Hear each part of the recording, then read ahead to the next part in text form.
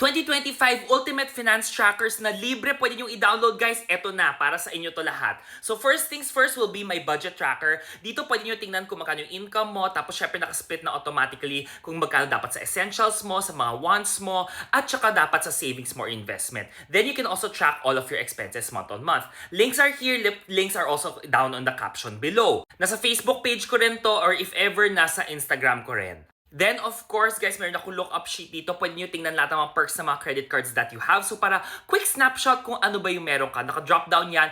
I also have a YouTube video on how to use this. So, if ever, nandiyan yung mga links.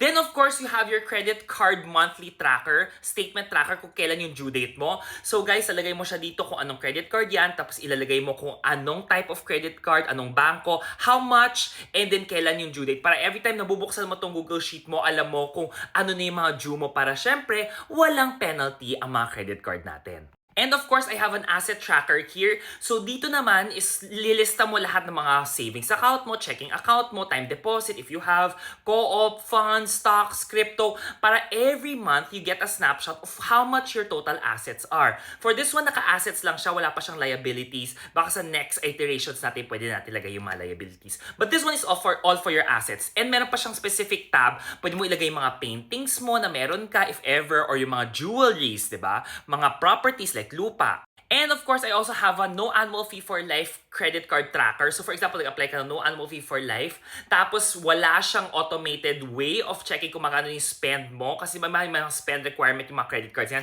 For example, the Union Bank Rewards or yung mga Miles Plus. So dito pwede mo yung manually track kung kailan na yung 60 days niya, and it will automatically compute magkano yung kailangan mo pa i-meet na spending requirement para no annual fee for life yung credit card mo na yan.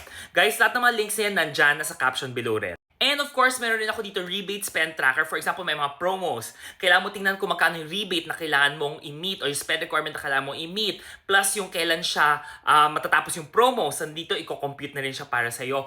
Guys, as always, this one is just a tracker for you to use. It doesn't necessarily mean kung may promo lahat, kailangan mo siyang i-meet, diba? Kasi minsan kung hindi mo kailangan yung gamit, wag na, diba? But if you have something to spend, why not? Diba? I-credit card mo siya, then you earn that rebate. So this is the link for this specific tracker. And yes guys, so this 2025, ang goal natin is really about financial wellness, financial goals. So I hope lahat ng mga trackers na to makakatulong sa inyo. Lahat po siya libre, hindi po tayo nagpapabayad for these trackers. So please feel free to share it to your friends, families. Kung kanino man siya magbe-benefit, go. Because one way to meet our goals is to track it as well. And then syempre, guys, trackers help.